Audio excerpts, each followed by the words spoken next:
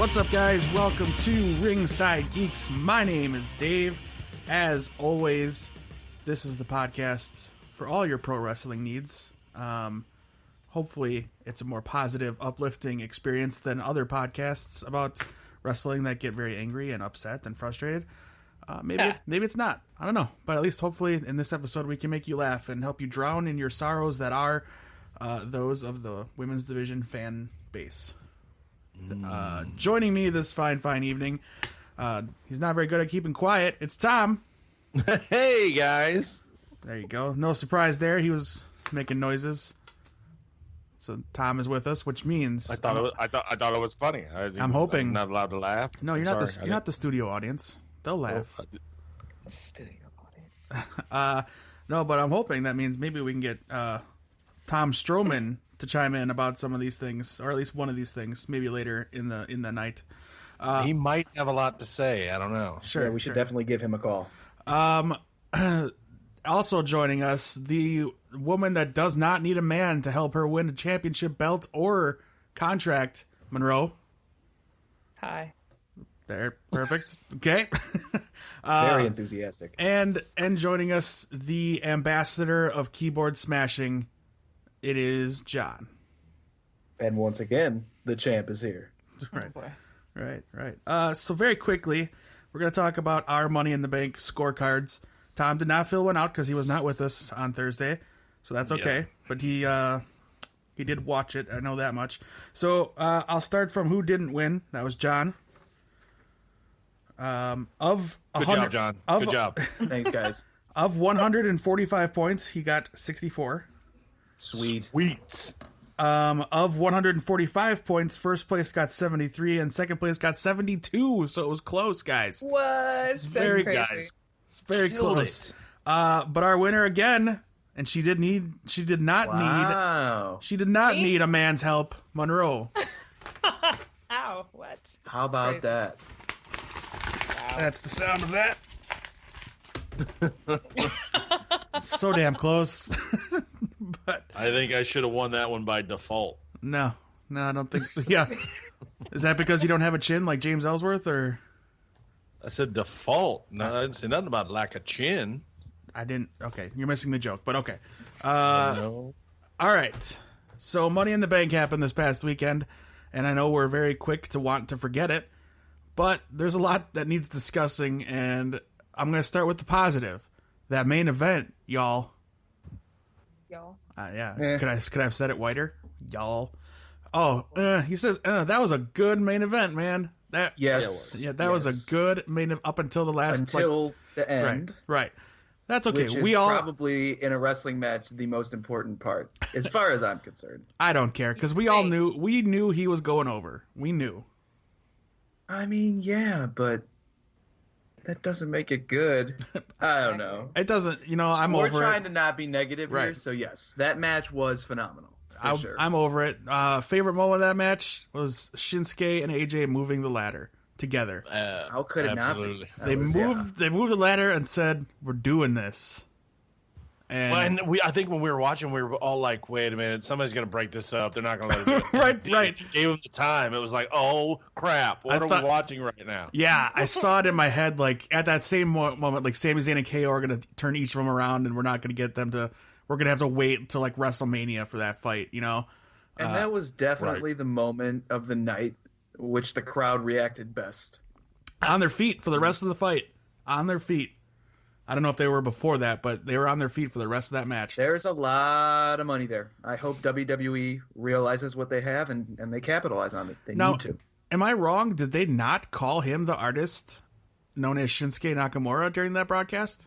Yes. They did? Yes. I didn't hear it once. They kept not the artist known as, just the artist. I didn't hear it at all. Maybe I wasn't listening. I'm just glad they got rid of that crappy pyro in his entrance. I wish they would phase out the artist. I mean, he doesn't need a moniker. He doesn't need a gimmick. He is the gimmick. Well, yeah. Yeah, well, I mean, I don't care if they call him the King of Strong Style because that's his. Oh, no, That's that's, his- yes, that's- I'm okay yeah. with that.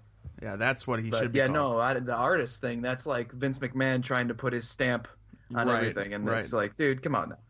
Yeah, you don't need it. And I wish he would, I wish he would push a little bit harder to say, no, we don't need it. that kind of thing. But did you actually go back and watch it, Monroe?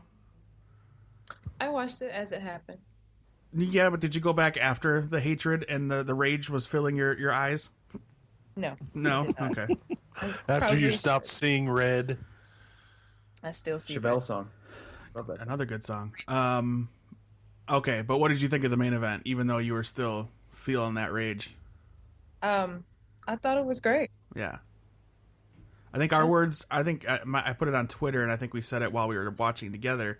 And maybe we'll start doing that on YouTube. We'll start, live Skyping the reactions sometime soon. But we pretty much said, that made this, it redeemed the card. I don't know if that's the word. I can't remember it, but it didn't fix the show. It was still a terrible card.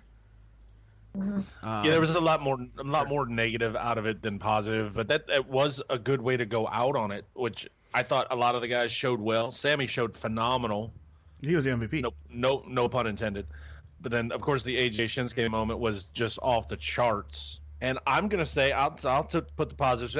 You know me, I don't have a problem with Corbin winning. I really don't. We know you don't. You love Corbin. I do. I like Corbin too. I just don't think got it's the great right time. upside. It's upside. Like I said while we were watching it, there was a couple guys that needed this. There's a couple that didn't, because I don't see a AJ Styles walking around with a briefcase. I don't see a Shinsuke walking around with a briefcase. Kevin, yeah, because he could pull it off. He could make this thing very interesting between the U.S. title and the briefcase. But between a Sammy and a Corbin, yes, those two really, it could make their character go to another level. Dolph is Dolph. Dolph is done. I don't care about Dolph. But Yep. between Sammy and Corbin, those to me were the two that could benefit the most out of carrying this around, with the potential of cashing it in. We don't know if it's gonna be a successful cash or not, but at least this is gonna get them in the conversation for a while to help move their characters along. Right, and I felt Sammy earned it more He his showed out in that match. not even the match. Absolutely. Not even that match since he's been with WWE. How many match of the year candidates has he had? No doubt. Yep. But In again, 1 year. where does that fit Right, in right, to what the year? underdog? I don't. The underdog that has to keep scrapping, that has to keep fighting. I don't. I know get, if that- yeah, if but that- give me a break. Like this Money in the Bank thing is supposed to start elevating superstars. I go back to the first one that won it, Edge, that put him in the main event, picture, more so than he had been already, and then from there he made himself a main event player. I think it's too soon for Baron Corbin to be like they keep shoving him into the main event when he has no place there right now. Let him dominate the mid card. He should be feuding with guys like Sammy for that mid card title, which is the United States Championship. And you know what? That's what was kind of interesting to me, is that for some reason they never let him beat Ambrose and win the Intercontinental Championship. Yeah, it's like right. this guy has been taking L after L, and now all of a sudden, here's so for me, I just hope they don't have him go back to losing. Like, keep Right. this guy relevant and actually build him up into a believable threat. That way, him carrying around the briefcase is all that much more important. Right, Because a if guy he just like keeps taking L's, who cares? Guy's not legit. a guy like him should be WWE dangerous. has a way of doing that. A guy like him should be very, very dangerous with that title, with that briefcase. Right. And I'm not worried about him. I don't know. Maybe that's me. I want to talk about another positive of the night, and that is the Fashion Police. Oh my goodness. And that segment where we had the Paulie phone, and just, I don't know how many other Easter eggs in their office, and then they do some battle with the Ascension, it was good to see the Ascension back on TV. seeing a lot more of one than we saw before. Yeah, he's fat. We get it. He put on some poundage. That's all right. But yeah, anytime the Fashion Police are getting some TV time, I'm happy.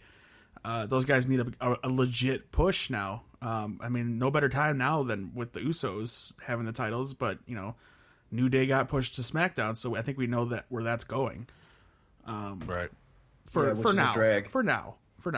Somebody else has to step up and then feud with the New Day. And maybe that'll be the Ascension. Maybe that'll be the push for the Ascension, because we need a good heel tag team to feud with them. And, you can't just keep having him feud with the Usos. I'm just kind of over the New Day. I'm ready for Big E to go off on his own and be a single star. He deserves it, and I don't want that guy to get caught up in this New Day thing for too long. I wish Kofi would get one good run with the world title. Yeah, Kofi too, I wouldn't mind, but I still see Kofi as more of just a mid-card guy, whereas for me, Big E he's the real star of the group. Before I give Xavier love. Yeah, I'm a big Xavier fan. He's never had the time. They don't. Xavier could fit in a mid card level or even a 205 kind of level. I was gonna say yes, put him on 205. The problem there is it didn't come up because they don't give him enough ring time, and that's not. No, they don't. That's not his fault, and the time he's had, he does shine for sure, especially when he was in NXT or down in developmental at that time. One thing before I give the microphone over to Monroe, I don't know if she has a promo prepared or not, but she did have. I hope she had a feeling that she would be getting some time to talk. Congrats to Seth Rollins for being the cover superstar for 2K18, the new WWE dude, that game. promo was awesome. The commercial where he just destroys everything in the WWE archives was pretty cool. It's pretty slick. It's pretty cool. Also, did I miss Booker T going on a heel turn this week? Because he is all over Naomi, and then on Raw he is like just the heel announcer. Yeah, I was kind of thinking the same thing because I went back and I watched a little bit of the clips of what I missed as I was falling in and out of sleep during the Cesaro Sheamus match. He was very against Cole, illegal again. And he basically said, hey, stop with that. This is tag team wrestling. That's what they do. Yeah. So you might be onto something. I'm okay with it. Especially if he's gonna chime in on tag team, he's at least the one person that should. I was gonna say, while we're on the topic of announcers, did anyone catch the news about Mauro Ranallo today? Yeah, he's heading back to NXT, or not back, but back to WWE. I think that's awesome. Yeah. Good for that guy. It's good news because I haven't seen that. That's good. NXT needs him in place of not what's the guy, Percy? Not Tom Phillips, but Percy Watson. Yeah, get rid of Percy. He is just eating scenery. Yeah, but my kind of guess would be that it would be him to replace Tom Phillips because Tom Phillips is going to be full-time SmackDown now. Yeah, that was my first guess too. Sure, but then Mauro talks a lot, so shut up, Percy. I would love Mauro and JR to call the women's tournament. Oh, dude, yeah, for sure. But I would want a third person, and I'd want it to be a woman, not necessarily Lita. I don't know how well she would do on an announce table, but maybe give Renee a shot. Yeah. All right. Maybe like Beth Phoenix or somebody else. I don't know how well she would do talking about. I don't know how good Renee would do either, but I remembered something about her saying she wanted to try it. That's why I brought her up. Okay, so the elephant in the room, the women's money, the women's Money in the Bank match kicked off the event, which most people predicted could happen, and it did. It got, I don't know, what was it, like 5-7 minutes in? I should have looked that up. But then it happened, and they tried to make up for it on SmackDown Live by announcing that they were going to redo the Money in the Bank match at next week's SmackDown. You may have seen it on Twitter, her rage and her reaction. I don't know, but he might have too. But Triple H was tagged in a lot of all those. Maybe Vince was too. I can't remember who else was. Deservedly so. But Monroe, I cede the floor to you. Your reaction to the first ever women's Money in the Bank ladder match this past Sunday, and I'm stalling so I can see the time that the match went. It was a 13 minutes. Yeah, so I'd say we'll say 13 minutes, 20 seconds. 13 minutes of that match was building up pretty well. I disagree. Okay. With that. Fair enough. I don't think the match was that great to begin with. Well, if I'm comparing it to the men's match, it was not even halfway there yet because the men's match almost went 30 minutes. Yeah, I think if they would have had time and it was an actual match, it would have been something special, but it wasn't. And they didn't have any time. But it shouldn't just be me talking about this match either. No, because it's not a woman thing. It's a wrestling thing. but It's not so much. No, it's not so much of a man helping a woman, more so than terrible booking for a wrestling match. That's what Mhm. it's all about. That Mhm. ending was a bad ending for a wrestling match, period. No matter who was involved. Now, of course, they built up the match as first ever. You know, they love doing that history, historic, making historic. history. Yep. Historic, sure. And they had this great promo before the show. You know, everything building up this match. And me personally, I've been waiting on a women's Money in the Bank match more than any other gimmick. Any other gimmick, more than a Hell in a Cell, more than a ladder match, more than a whatever. Any other gimmick, I've been waiting on a Money in the Bank match for women. So, as a fan, this was a big deal for Well, you me. are right. We have talked about that a lot. Yeah, About and I said, you know, when we were talking about the last podcast, our favorite Money in the Bank match, I had already picked this match as my favorite. I knew it was going to be my favorite because I've been waiting on this match for years, dude, years. I mean, and that is what we got.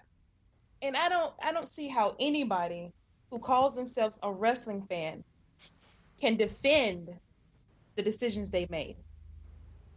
You can't. I mean, this was their moment. This was the SmackDown Women's Division's moment. You know, it was mainly been Sasha and Charlotte on Raw who had the first this and the first that and this and that. You know, SmackDown women needed something. They needed their moment, and this was supposed to be it. This match was supposed to be it. You know, and I don't care for Carmella. I put it out there. I don't care for Carmella at all. I don't mind her winning though. I get it. I don't mind Ellsworth interfering. He's been doing that for how long for her now? He's a manager. That's what managers do. I get that. But the way that that was done is just unacceptable. That was awful. Awful. I don't know whose idea that was, but that person needs to be shot and killed.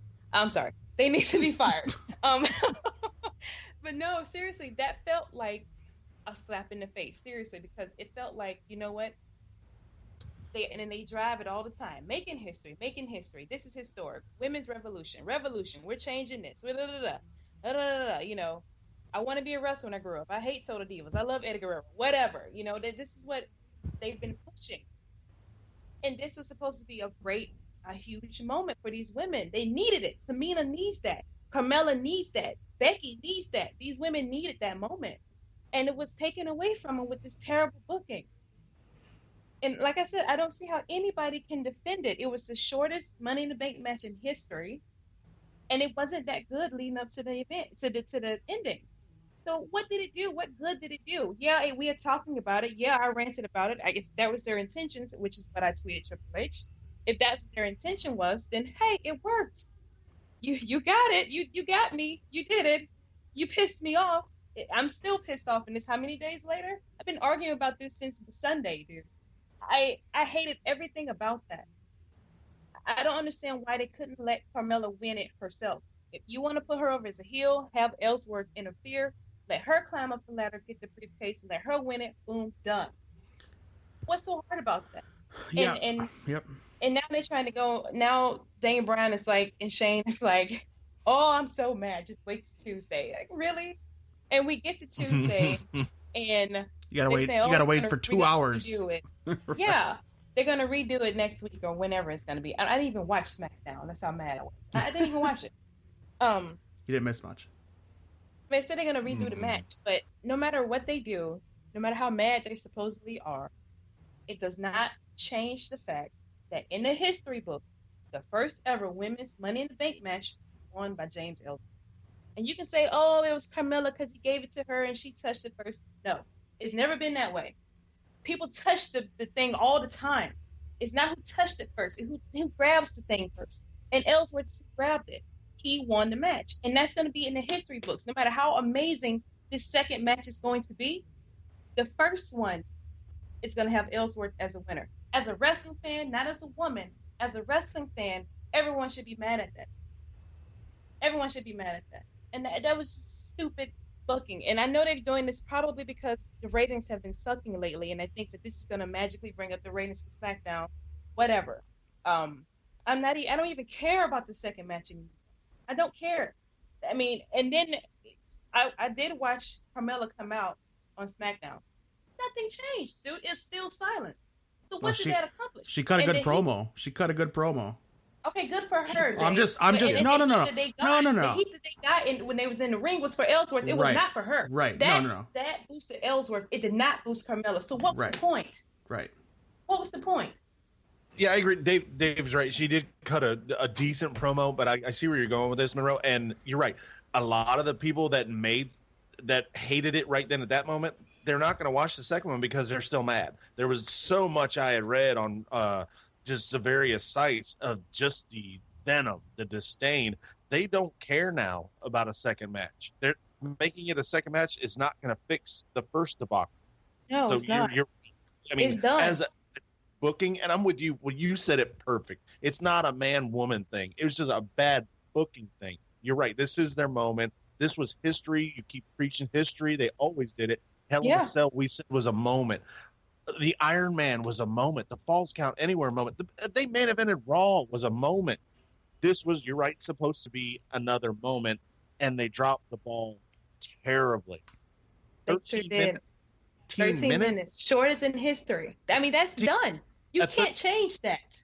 13-minute curtain jerker. The first match of the night, by the way. Yeah, first match. You cannot change that. Don't make history with the first match of the night. Right. This was a match that was supposed to put the women on the level, same playing field, with all of the other Money in the Bank matches. And just the fact in of itself that it was 13 minutes makes it secondary. Mm-hmm. And I'm with Monroe. Then you have a man climb the ladder at the end, and the man wins the match and pulls the briefcase down. I mean, they couldn't have done a better job burying the entire women's quote-unquote revolution. Right. And I'm with Monroe 100%. Her and I have been on the same page. This is one of those matches I've wanted to see for a long time. A women's Money in the Bank. When we talked about, I think one of our shows, we talked about fantasy matches we could draw up. We both agreed a women's Money in the Bank would be fantastic. And then here it comes. I wasn't blown away by the lineup, but I was excited to see where it was going to go. But then to fall so short, I don't know who booked this, but I'm with you. They should not be with the company anymore. I don't want to see anything else they have to put on TV. I mean, and then it's not only that, the lineup, the women that were involved in this match were not, the top talents in the company besides like 2.5. But as you said before with Edge, this is the type of match that elevates. It elevates the participants. It's a match that includes more than 2 people, unlike a Hell in a Cell, unlike a Falls Count Anywhere. More than 2 people, and it elevates people. And the winner, it elevates also. If Carmella had won that match clean, more than likely it would have put her over. More so than it did with this stupid ending. Then I don't get it. It did not work. I don't know what they were thinking, man.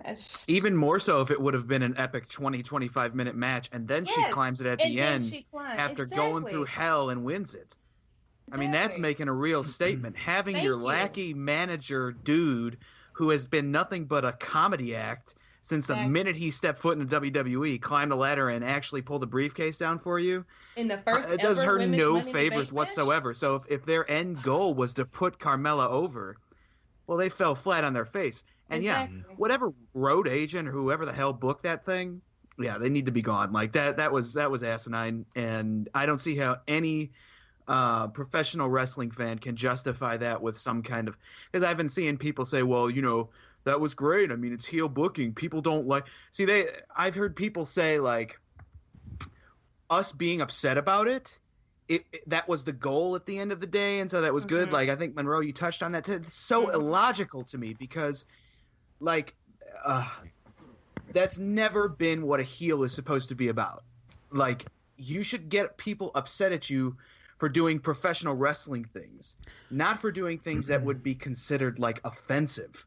Exactly. You know what I mean? Well, there's crossing a line, and to me, they crossed a line there with a lot of people. Right. What the WWE likes to do, and they preach it, and you know they preach it because their superstars talk about it all the time, and that's as long as you're getting a reaction, whether it's booing or cheering, as long as it's not crickets, and that's why the Roman Reigns stuff keeps happening. Because we're still going, and they're still making a reaction. The John Cena stuff, That's why that stuff, they don't care. They could care less because the shirts are still selling and you're still reacting and you're still buying the network. You're still buying the shirts, all these things. That's their mantra is as long as there's reaction, they don't care. But now I think they're starting to push away more of their hardcore fan base. And we're the ones who have been holding this thing up for the past couple years. Because let me tell you something, if you look at the subscription numbers and the ratings, there's not much left there as far as casual viewership is concerned. Well, hold on, because the SmackDown ratings were up. They always go up after a pay-per-view. That's nothing. No, they don't. The Raw one went down after the last pay-per-view. I'm not. This isn't. Hold on. Stop. No, stop. I think that's a cop-out. Hold That's a on. cop-out, This isn't me Dave. defending it. I'm just saying facts.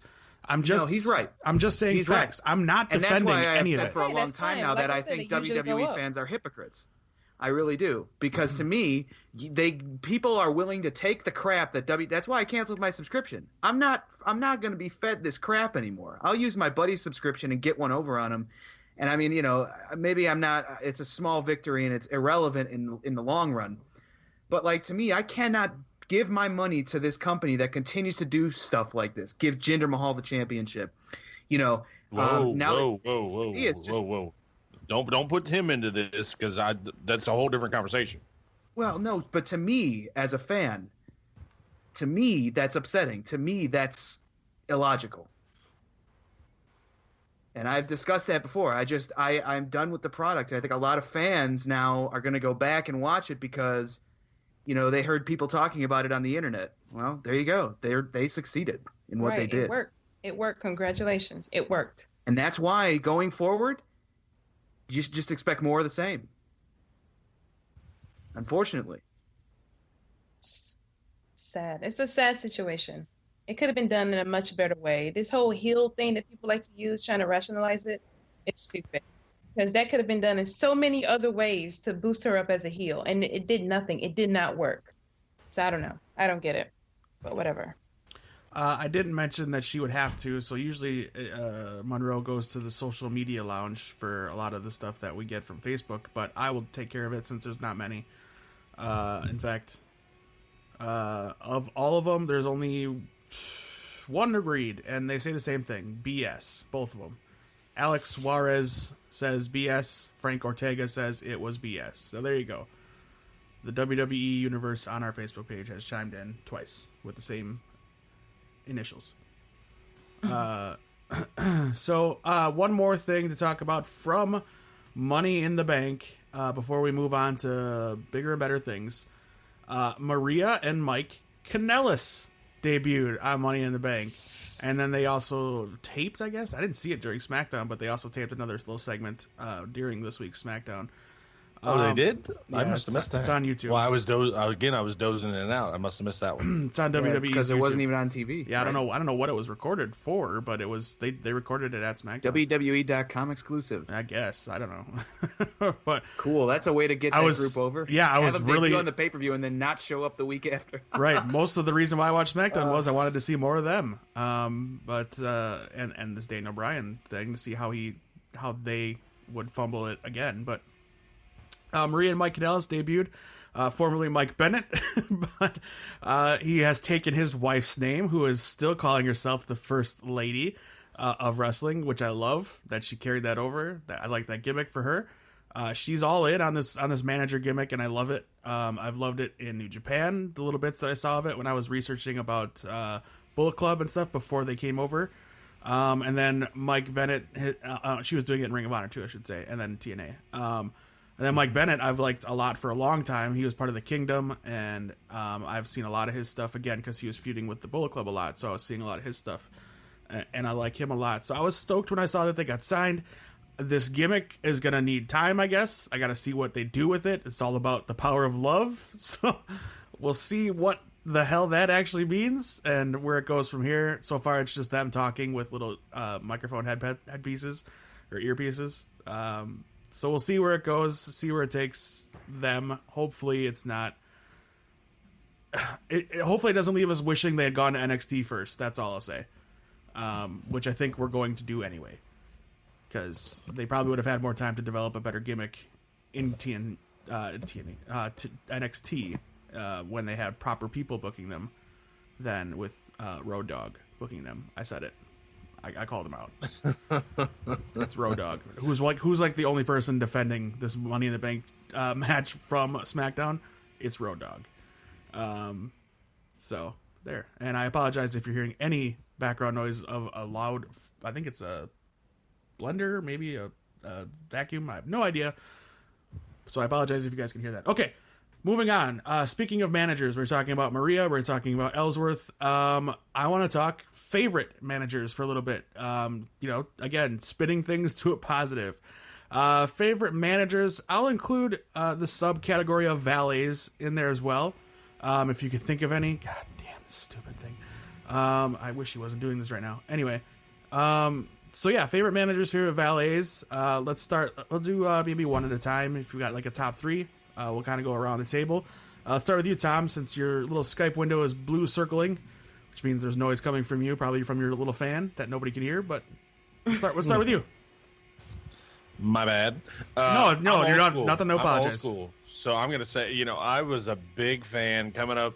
I used to love some Bobby the Brain Heenan, just because if you want to get a heel manager that had one goal in mind, which was to get the title off of Hulk Hogan, and you failed every time, but you kept recycling guys over and over and over, and it never failed. It was always just the best heel thing you could get from this guy all the time.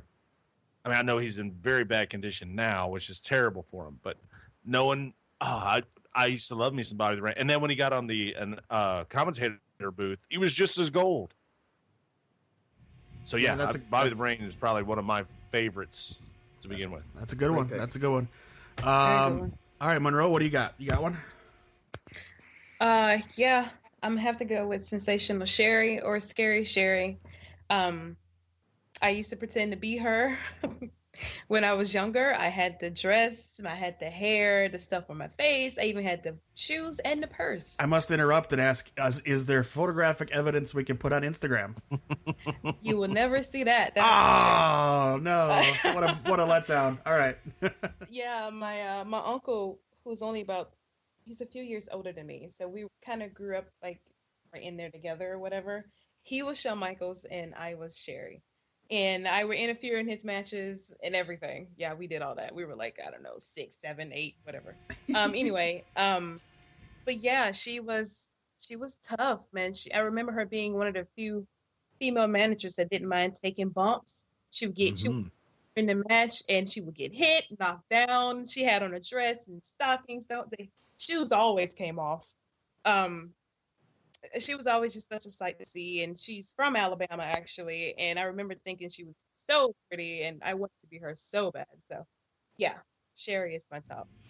I like it. If memory serves me right, wasn't she former AWA women's champion at one time? I think so, yeah.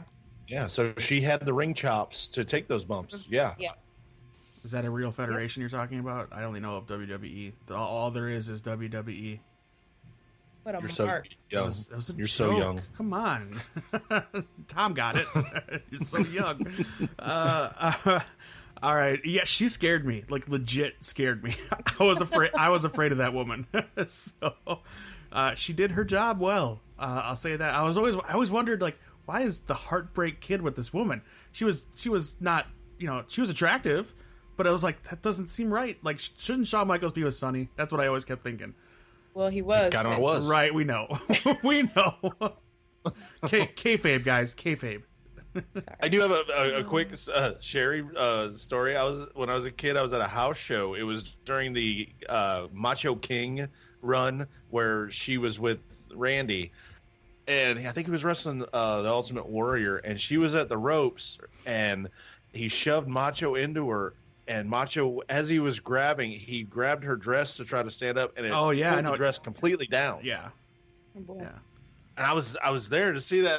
It just was crazy because her reaction was hysterical, running, covering herself, running to the back. I mean, a dead sprint. Usain couldn't have caught her. Good stuff. All right, John, you're up. Favorite managers is the topic. Yeah, so speaking of scary, that's a good segue to my pick. Oh, I know Paul it. Bearer. I know it. Yeah, nice. Pretty much synonymous with the Undertaker. But you can't forget the work that he did with Kane and Mankind as well. Mm-hmm.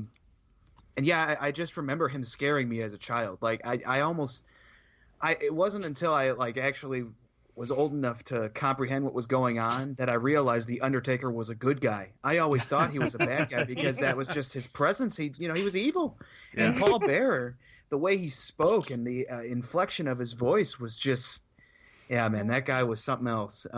He added a ton of intrigue to the Undertaker's character, because the Undertaker therefore didn't have to speak as much. But then when the Undertaker did end up speaking, I mean, it was so much more important because it was like, wow, here's the Undertaker talking. And I just, he helped bring in Kane and just everything Undertaker.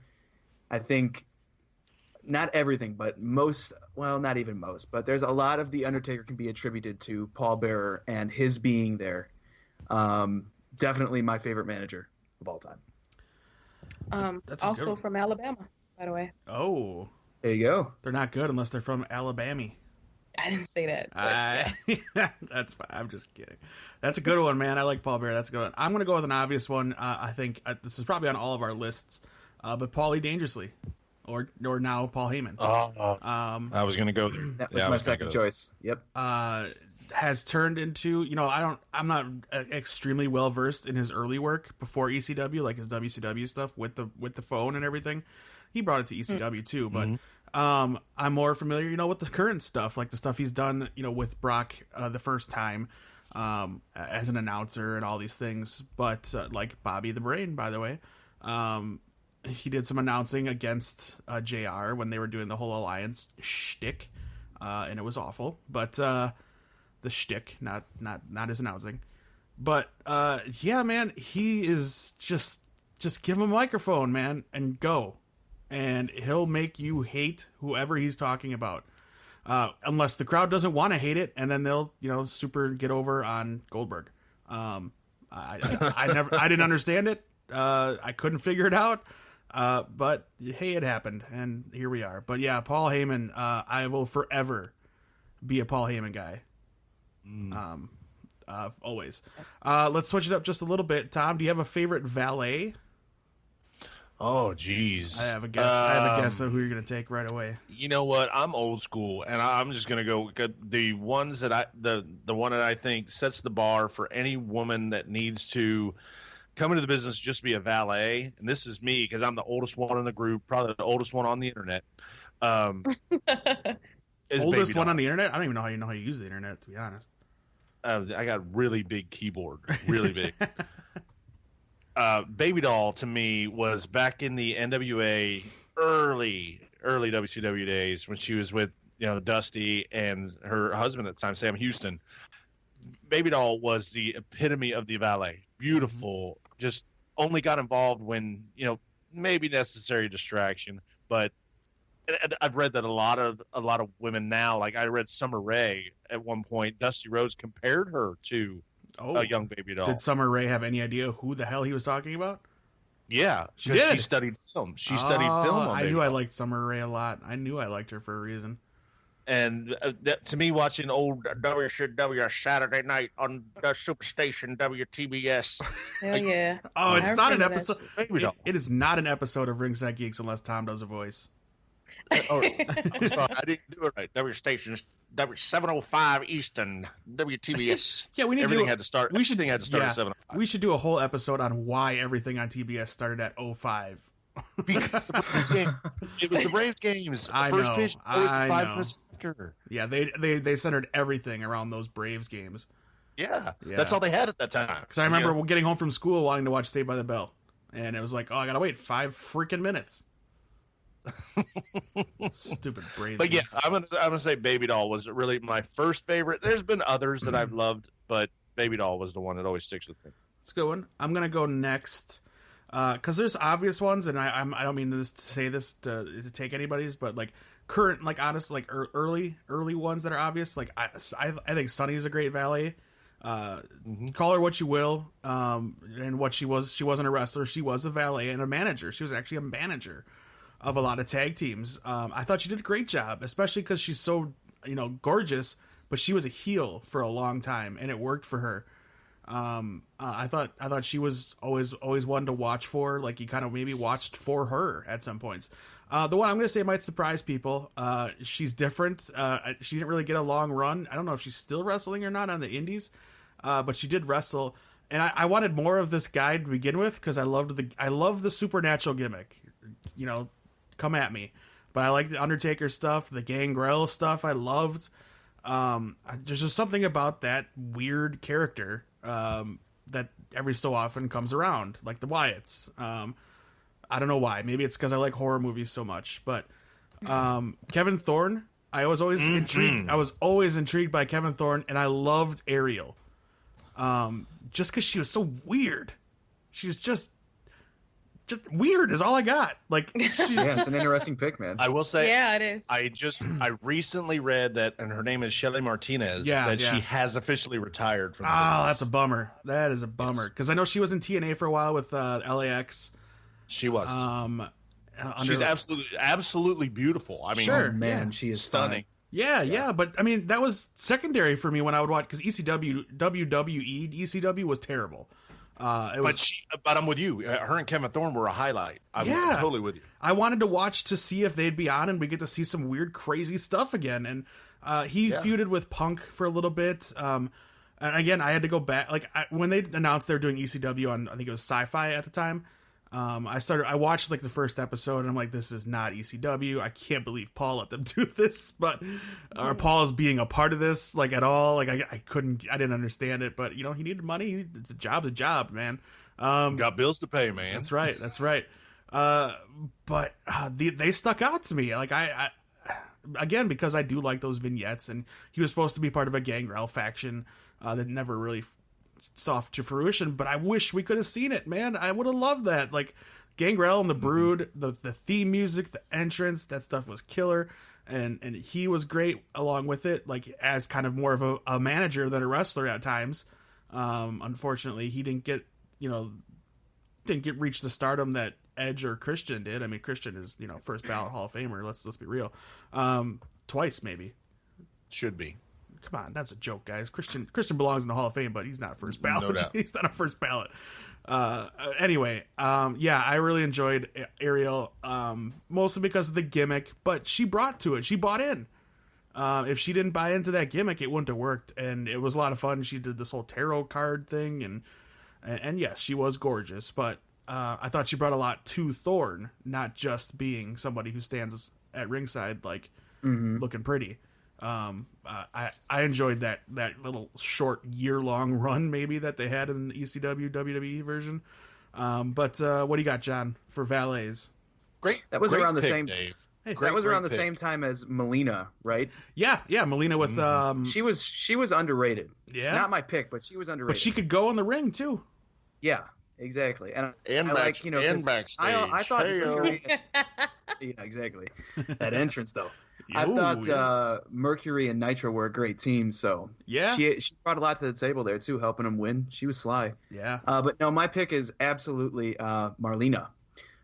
Goldust. Ooh, That's that's a good pick. Ballet. That's a good pick. Her coming out Fresh smoking devil. the cigar and stuff. I mean, she never really did. She just had a presence about her. I don't think she got involved as much as maybe, she should have. But Yeah. she just had this presence. And I remember somebody took her. I forget who it was, but somebody was abducted her from ringside and stuff. And Shocking. yeah, it's just good stuff. She definitely was my favorite. She managed. She was just because she was different, like you said. It was something different about her. She was it seemed, because he was ambiguous and he had a very different character. She seemed more of the man of the group, even though she's in these skimpy outfits. She was more the And butch. you always kind of wondered what her relationship was with Goldust. And then you really They were in real life, married they were at the married. time. Yeah. Right. I know. Yeah. She as the old guy who went through that, I equated her as the almost darker version of Elizabeth. Yeah, I could see that. Yeah, She got too yeah. involved though to be in Elizabeth. yeah. But she managed Goldust, Val Venus, Tori, Too Much. You remember those guys? Scotty Oh, Too yeah. Hottie. The Mean Street Posse, the Hardy Boys, of course, because they won that ladder match. Jericho, she managed Meat. I remember. Another shout out to Meat. Stasiak. Every time we can, we got to shout out to Meat. He follows us on Shout out. Twitter. We gotta give him some love. Man. Anyway, she managed Rhino. Oh, that's right. She managed the Radicals. Eddie Guerrero, Yeah. Dean Malenko, Oh my Perry God. Saturn, and that other guy that disappeared. Raven, and I guess she managed Edge and Christian. I don't remember that. Maybe it was after she left the Hardy Boys or something. I don't know. But yeah, that's a good pick, man. I like that one. Yeah, good pick. All right, Monroe, what do you got for valets? I know it's probably not your favorite category of characters. Yeah, not really a fan. Don't really care, but I will give you a list of people. Oh, okay. She doesn't care. Hang but on. She has a list. Yeah, I Hang don't on. care. Monroe's. But I list. It's Monroe's list. Everybody should listen to it. Gosh, Dave. Okay, What? so I did have Marlena too. John stole that one. Nice. Just a couple of people I'm going to mention. I don't really know much about their history or whatever. I can't really say, but just thought of another one. Let me write that down really quickly. Okay, so Ooh, I thought one. Daphne. Ooh, You can't I'm sorry. add to the Daphne. list. Wait, I can't hear you. What was the first one? Daphne. Okay. Her in Yeah. WCW. Yeah. Kimberly Page. Wasn't she like David Flair's valet for a while? Yes, she was. Yeah. Yep. Kimberly Page is a great one. Yeah. Mm-hmm. Of course, Miss Elizabeth. Of course. Um, Yeah. That should be at the top of most everybody's list, the valets. I'm gonna say Queen Charmel. Oh, yeah. Yeah. That's a good one. Great one. Yeah. The Queen. Oh hell, King Booker. Wow, that was terrible. That was I'm terrible. glad I I know, right? hesitated. I am. I couldn't even get that out right. I was hoping somebody would talk over that. That was. Also, Lana. I Okay. don't know why she's wrestling now. No, she's But a I great thought she- valet. Yeah. Great with Rusev. She belongs on the microphone, not in the ring. She should be a valet. Yes. Also, Stephanie McMahon. Ah, that's the one I just thought of. Yep, that's a good one. Yeah, that's the one I just wrote down.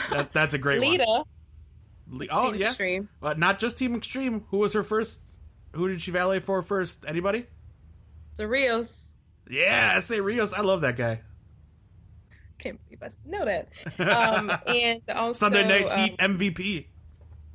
I'm gonna say Maurice also. That's a great pick. Yeah, she elevates Miz for sure. And the last one is Miss Deborah or Deborah McMichael, Mm. who's also from Alabama.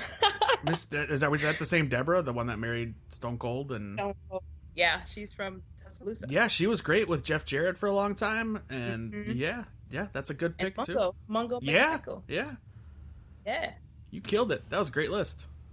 Thank you. All right, we'll do one more manager from everybody, and then we got to move on. We're gonna cut one of the segments I had planned, and we're gonna move it to next week, but we'll tease it. But because I want to give John some time to talk about something he actually wrote about that'll be on the site by the time this is posted. So we'll give people some time, or we'll give him some time to talk about that. He talked a little bit about it last week. But all right, one more time around the circle for managers, favorite managers. If you can still think of one more that hasn't been said, what about you, John? Oh, geez. It would come to me first when I was about to get on the Google machine. All right, I can come back to you. I can come back. Yeah. Give me a sec here. All right, Come back Tom, to you got one. You got one ready? You got one locked and loaded? Who? Tom? James E. Cornette, Oh, you son of a such a good bitch!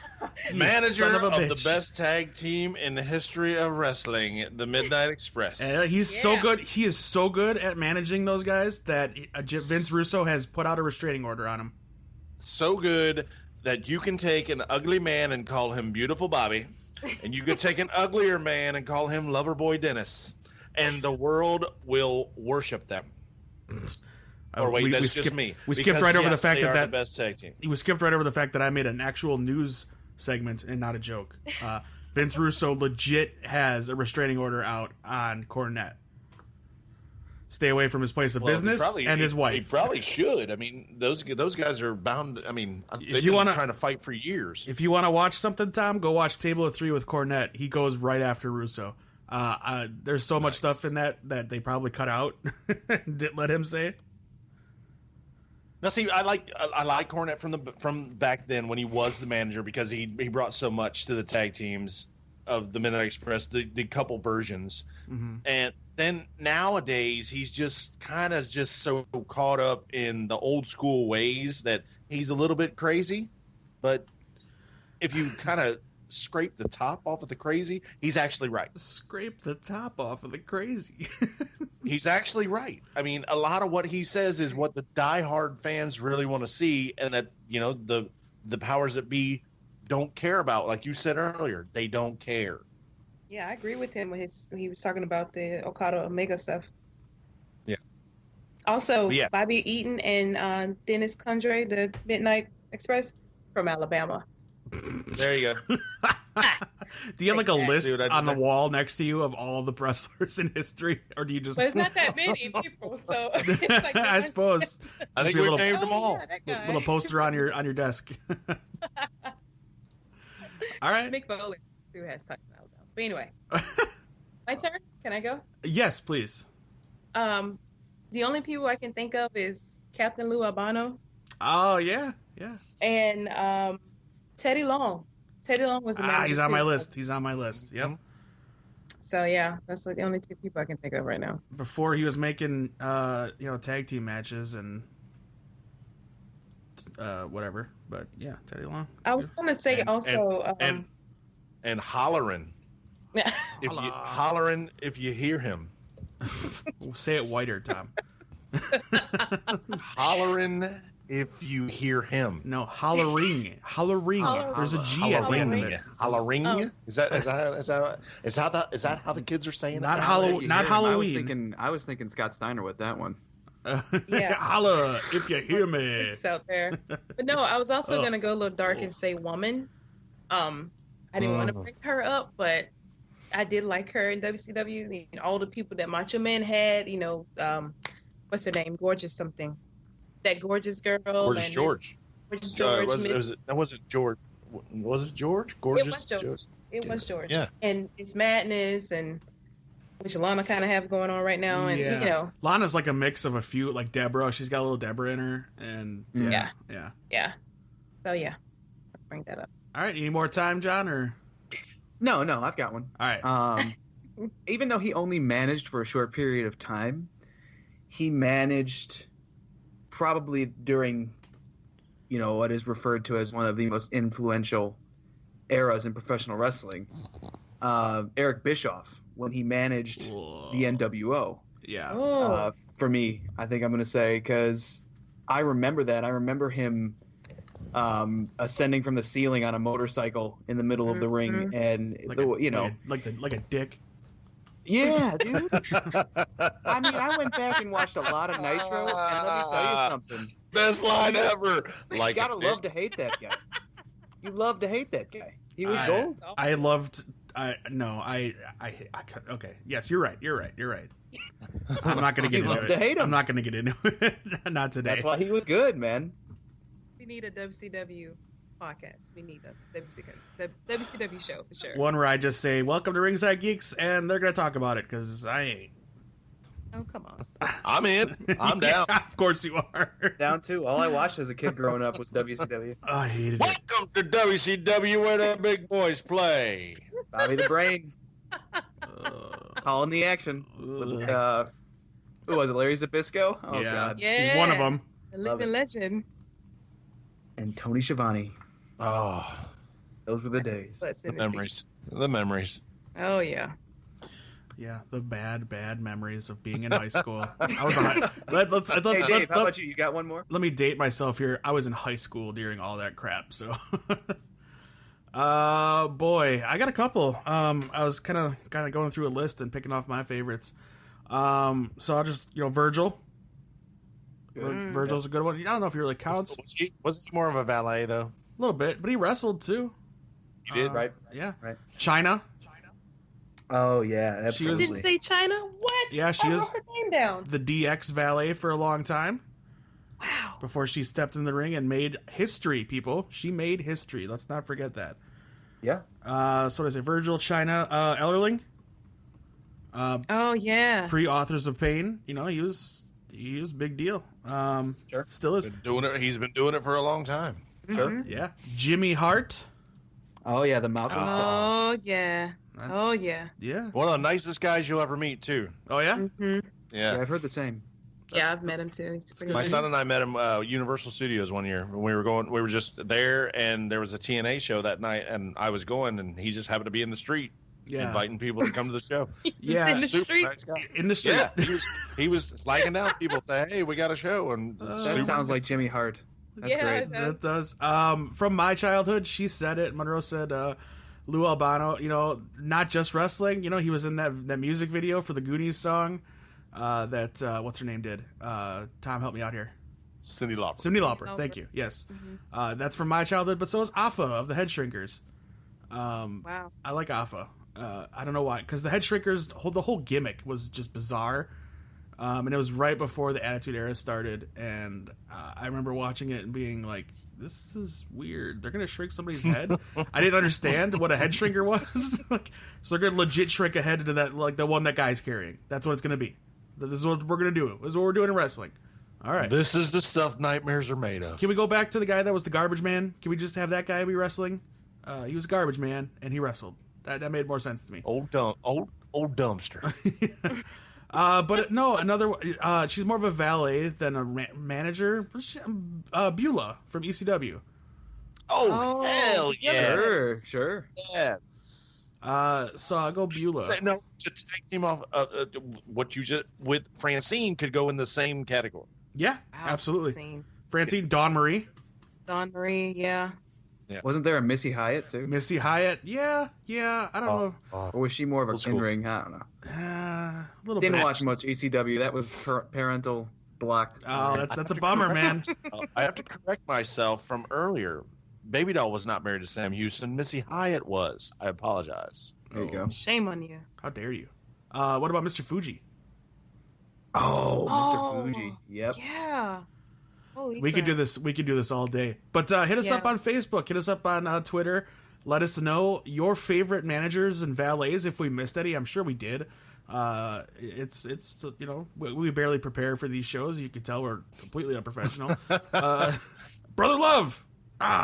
Anyway, Vicky Guerrero. Vicky Guerrero. Oh, you hated her. Oh, what You about Sonny hated her. Ono? Sonny Ono.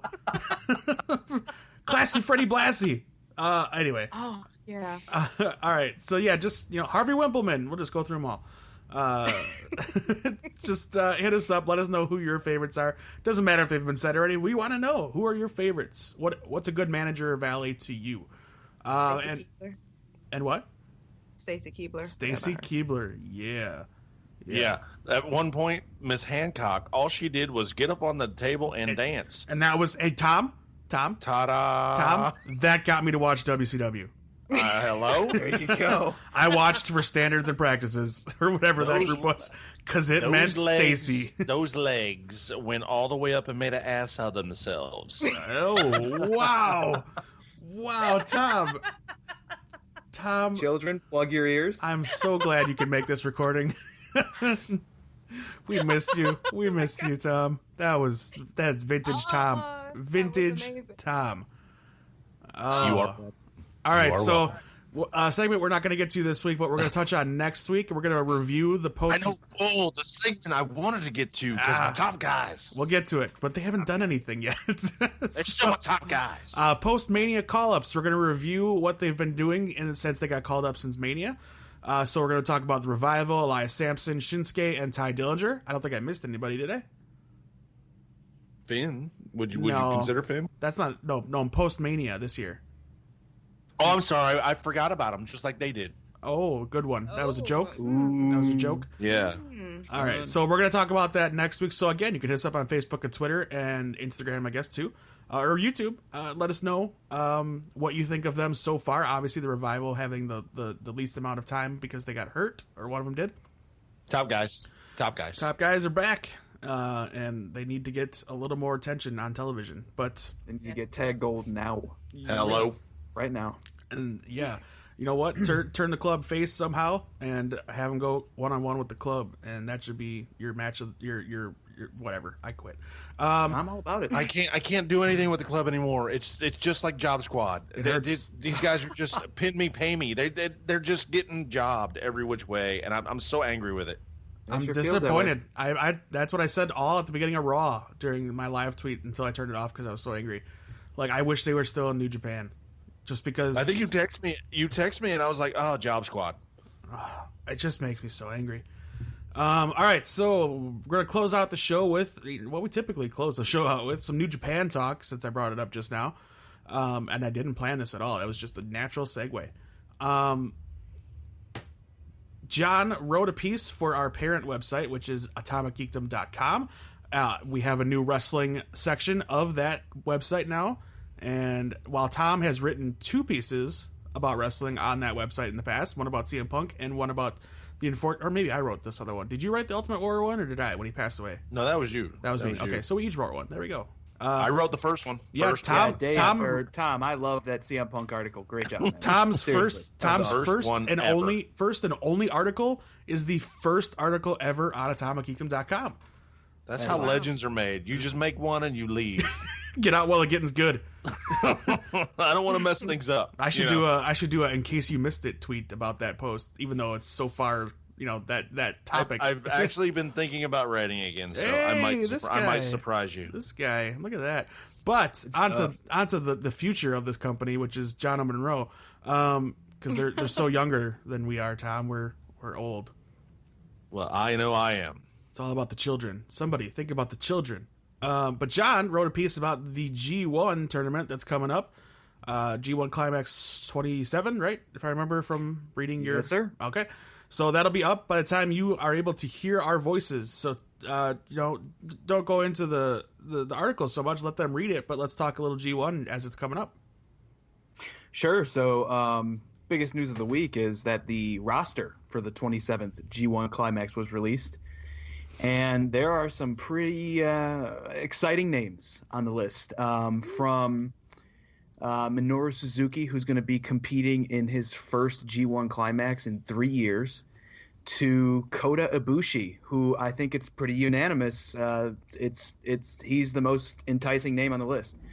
I can't wait to see what the blocks are going to look like, what matchups we could be getting to see. You got guys like Zack Sabre Jr., Kenny Omega. So, all the top names are still going to be in this tournament. Okada, Tanahashi. You got Gaijins like Juice Robinson, Michael Elgin. And then you've also got some legends like Togi Makabe and Yuji Nagata. It's actually going to be Nagata's final G1 Climax tournament. There's a lot of stories that can be built up throughout this tournament and play out before our very eyes. Should be fun to watch. So that's going to be all throughout this August. I would happen to say if there's any time to get a New Japan World subscription, it's right now. It's going to be awesome. It's just exactly the same as the Best of the Super Juniors tournament. It's a round robin tournament, so there are going to be 2 blocks, and whoever wins the most matches in their block then advances to the final, and the winner of the final moves on to the January 4th Tokyo Dome show in the main event for the IWGP Heavyweight Championship. Although the winner often has to defend their contract at King of Pro Wrestling in the fall. So who wins this tournament is not necessarily guaranteed a title shot, but usually that's the way they go. If I had to take a stab at it, I mean, I've kind of been thinking this for a while now. I think it's Tetsuya Naito's year to win once again as the leader of LIJ. He's the hottest act in the company right now, and for Japanese audiences, it makes the most sense to have Naito and Okada headline the Tokyo Dome. So we shall see. It's going to be fun. So that's your pick? Yeah, Naito's my pick, for sure. Monroe, do you have a pick? I'm torn because I've said it before, I love Naito, but I know how much of a threat Kota Ibushi is. He is just... Can you help me out elite. here? Either of you? Kota Ibushi was wrestling as who? Tiger Mask W. Thank you. You should remember him from the... He was in the CWC, Cruiserweight right? class. No, I remember. Yep. Yes, I remember him from that. Oh, okay. Yeah, no. It was one of my favorites in the class. But he wears a mask the last several times I've seen New Japan events. So Right, and to be honest with you, Right. dude, he's been going at like 50%. So That's like a the cartoon, fact that right? he's named This- Kota Ibushi and not Tiger Mask W means you're probably going to be getting him going like, balls to the wall. Right. It's It's some gonna be pretty great. high energy Yeah. type wrestling, and he's that's like an anime thing, right? That tiger stuff. Yeah, Yeah, that's Yeah, what it's I an thought. anime character that they kind of bring to life. Right, weird. But Well, yeah. Or a That's your- Japanime, if you will. Tom, great Tom, be older. Do you have a pick, Tom? I know you're not as vested as these guys, and Well, if Ibushi's involved, then I loved him in the Cruiserweight Classic. So well, how do you say his name? Kota Ibushi, isn't that right? Ibushi. It's fine. Yeah, Ibushi works. Ibushi. No, Sorry. let me make fun of him. Well, I mean, here's the thing: if Ibushi does Ibushi. win, we could get a I could say it Budokan whiter remix, if you want. or a rematch, not a remix, but Say that it would again. be interesting. Ibushi Omega to headline the Dome. Whew, that'd be a classic. How would that? Wait. How would that happen? Because help me out. I'm confused. So the winner Okay. of the G1, you said it earlier. I know you did, and I read your article, so I know it too. But so the winner of the G1 goes on to Wrestle Kingdom, right? It's basically Well, it's like not guaranteed, but Okay. they have. It's like the Money in the Bank contract. They're going to get a Oh. briefcase that, and they have a title shot that so it's less like Royal always Rumble. going to be the main event of Tokyo Dome. Okay, So- less like it's like a combination then of Money in the Bank and Royal Rumble. and Royal Rumble, right? Okay, or winning the Royal Rumble, not really the Royal Rumble match. Except with a dude going up and getting it for you. Right. What? Because Too they're soon. they're My all bad. they're all dudes. I'll take a pick, and I read your article again. I kind of want to say Omega because that would lead to something, but I do like the idea of Ibushi and Omega fighting first, and then maybe Omega going to Wrestle Kingdom for their the rubber match or whatever you want to call it. It's not really a rubber match; they tied the last one. Right. Because I feel that's what they're. Am I wrong in that? Do you think? And feeling that they're going towards Omega? And From what I've been hearing, and I mean, I don't really. There isn't much insider information Yeah. when it comes to New Japan. So as far as like spoilers or betting odds, there it's is like a none of feeling. that. It's But just a feeling. from what I've heard people speculating is that Okada Omega 3 is going to happen before the end of the year. Oh, okay. So that makes me think that someone else is going to win the G1, not one of those two, and that Omega most likely is going to be doing something else at the Tokyo. He's not going to be in the championship match. And then there's Now the, that being said, they could go with, Omega winning the third match and Ibushi winning the G1. yeah. And that could be your match then, So there's a lot of like dominoes that have to fall, and they're going to start falling with the G1. And this is a big deal because this is in Long Beach, right? This event, this G1. No, this is going to be in August. The G1 specials. I don't know why they call them the G1 specials. They have no. Okay, They do not pertain at all. To Totally this threw me tournament. off. I thought it was all Yeah. one thing that they did over No, like a that's- weekend or something. those are going to be July 1st and 2nd. I suck. The G1 specials. Let's talk about that for a second because that is coming up very soon, like a week. Well, I want to hear Monroe's pick first because we did ask Four did. for the G1 climax. We did. She said it. Oh, who'd you say? I was torn Yeah, between Bushi and Naito. Yeah. Ah, okay, Yeah. for sure. Mhm. All right, so what do you want to know about the specials? Okay, so the G1 special, that's the one that's coming up, and that's the one that's in Long Beach. That's going to be for the new part of that event is for the United States Championship tournament, right? Right, yeah. There's 4 matches that are going to be. It's like a tournament. So Yeah, and those matches are Omega and Elgin, Lethal and Hangman Page, Juice Robinson, Zack Sabre Jr., and Tetsuya Naito versus Tomohiro Ishii. I'm getting better at this, guys. yeah, you got it, dude. Got it. Names. You've been practicing. Nope. I should, but nope. Don't lie. Don't lie. I wish I could. It's okay. And then the main event of that weekend would be Okada versus Cody, the American Nightmare, for the IWGP The Heavyweight first Championship. night. That will be First the main night, event of the excuse first me, yeah, night. because the finals of the United States Heavyweight Championship will be the second night. Can I just say that is the best nickname that WWE failed on? It seems so obvious, doesn't it? The I American mean, Nightmare? seriously. Yeah. That's phenomenal. That's an awesome marketing tool. For And sure. you got to go back and watch that main event. If only for Cody, he did all of his character building in that main event, even though he's not even in the main event.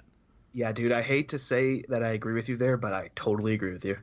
He bought me a lot of respect with just because of that character building. That was amazing. And there could be some little shenanigans behind what he was trying to do. some little underhandedness within the Bullet Club. So I kind of like it a lot, and I kind of hope, because he got just thrown into the Bullet Club immediately. So I would not mind if he kind of turned on him right away. In fact, I would like it. But cool. All right. Well, thank you, John, for. I'm sorry. Let me just say also, I am hoping for an Ibushi Omega match. Another one. The first one took place in 2012 at the Budokan. Do yourselves a favor and look up that match and watch it. Absolutely. Kenny Omega before Kenny Omega is today's Kenny Omega, which I think is not as great as that Kenny Omega. When he was just a cleaner. This is when he was a wrestler, not Hulk Hogan. So yeah, watch that. The Ultimate Warrior. Yeah, he's the Ultimate Warrior now, but this is much Kenny Omega. Oh wow. Yeah. It might be interesting though. Here's the thing: with this title match coming up at the G1 Specials, if Cody were to win the championship, that could have major implications on the tournament, because then we could be looking at Okada winning the G1. And then Omega would most likely capture the title from Cody before Wrestle Kingdom. Would they throw Okada? Have their third match. It would be Okada challenging Omega for the title. Oh, I see what you're saying. Yeah, dude, we just booked that. That's good booking. That is good. That's good booking. Guys. Good job. I got the wheels turning. He took the rest of it the way that it needed to go. See, that's what I am, and I'm an idea guy. You guys are the big thinkers. But that sucked, because I don't want Cody to have the title. Can't win over everybody. That's right. 3 out of 4 ain't bad. And the wheels fell off. For one of them. Whatever. The first lady of Atomic. God, I almost made it a whole episode without doing it. Wow. I looked at the piece of paper that I had written down where my notes were, and it says Atomic Geekdom at the top, because I was writing something else down. Damn it. Anyway. You say that too, that's fine. Whatever. I what? Couldn't take that crown. Nobody. Ooh. Okay. That's our show this week. Again, next week we're going to dig into the post-Mania call-ups from NXT, and we're going to talk about, give them kind of a quarter-year review, I guess. And then we're going to build up to, I think, mid-July, we'll do our half-year awards. We'll start talking about matches of the year, tag teams of the year, superstars of the year, that kind of stuff. So kind of get you geared up. We'll let you guys chime in as well. We'll do a category a day leading up to that week, leading up to that episode recording, so that you guys can voice your opinions on who you think the mid-year awards go to, and maybe I'll let John kind of handle that. He seems to be the smarter of me and him. What? and because I don't want to do it. No, I'm just kidding. We'll get together as a team and talk about it, and we'll let you guys, of course, let us know what you think as well. Tom, you're on the social medias, on the Twitters. I am on the Twitter at skiz_world. Blow him up. Let him know how much you hate. And I have breaking news. I have received a text. Oh boy. Our friend Tom Stroman would like to have a segment on the show called "I'm not done with you yet" as a weekend review. That's what he said? I don't. He wants to sum up the week. Wow. In his own words. And then what? Can I give him like just 5 minutes? Because we got a busy show. It won't take long. I mean, He talks so fast. So that would be awesome. All right, tell him. Yeah. Tell him we'll send over the contract. Yep, I got it. He has to sign it. He has to sign it, not eat it. All right. Does he know how to use a pen? He understands, but he needs a bucket of chicken with it. Fine. So do I. Whatever. All right, it's done. All right. Done deal. I get the mashed potatoes. Okay. Where was I? Yes, John, you are on social media as well. You have 2 social media things now.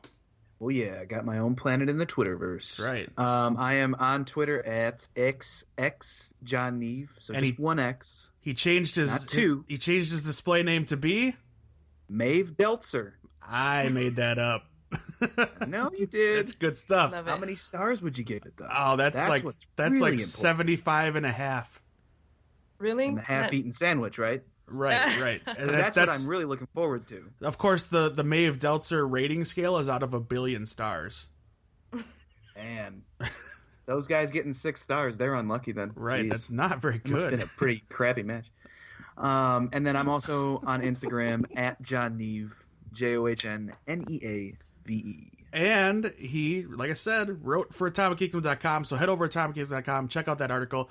Like I said, it's up now, so you can find it there. It'll also be posted on Twitter and all that good stuff, so you can see it right away. Yes, sir. I look forward to any and all feedback, so There you go.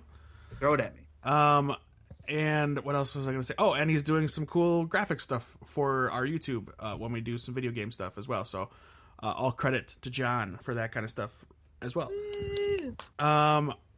And also, Good job, John. Last Good job, John. but certainly not least, she's number 4 in this list, but number 1 in your hearts. Monroe, your social You media. gotta say it right. Come on now. Oh my God, Tom, say it. Number 4 on your list, but number 1 in your hearts. All right, Can you Monroe. just talk? No one else talks but him. Yeah, I am on Twitter at @E_ENT. You should change your display name on Twitter to number 1 Tom Mark. I should. There you go. I love you, Monroe. You also play the video games on the YouTube, and they can find that at. Eye of the Storm Entertainment. She did it, guys. She did it. Geekdom, I swear. Oh yes. Look.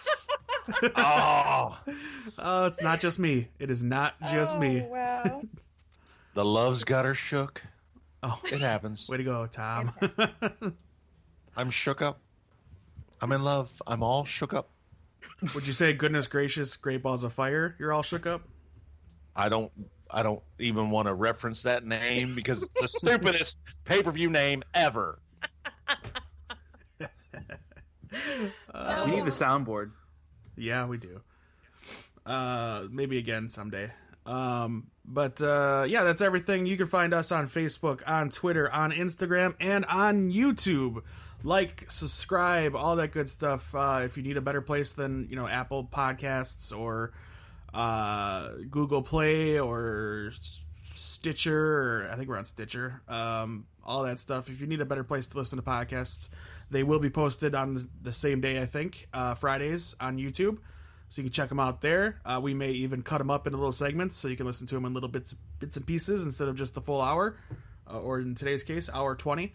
But yes, like and subscribe us on YouTube, please. Get that going. We will do other stuff. We have some series planned for you, some original content where we're going to do some kind of like reaction videos, but moreover, torture videos. I think the loser of our scorecards will be forced to watch one full match from a wrestler they don't like, and we get to pick the match. I think that's good punishment. Oh, and we're gonna live stream the reaction or something? Or? Yeah. Yep. Oh, you son of a bitch. Like, you have to sit and watch it, and you'll have to say one redeeming quality before you go into why you hate it. His tights look good. Yeah. Yeah. There you go. He said his name correctly. But yeah, so He that's showed up.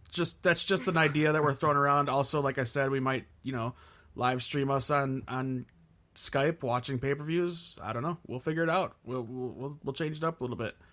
But yeah, that's our show this week, guys. Thanks for listening. Tell your friends if you enjoyed the show. Oh God. Quick shout out to my buddy Eric, best friend in the world. He is subscribed. He is listening from the beginning and catching up. Love you, brother. Wow. Time travel. Love you, Eric. Look at that. I love you from Monroe. That's He's the real MVP. You could take that to the bank. All right. That's the show this week. Thanks for listening. I am done talking. Tom, say one more thing before I hit stop on the old button. One more thing before I hit stop on the old button. You're an idiot. You blew it. You blew it.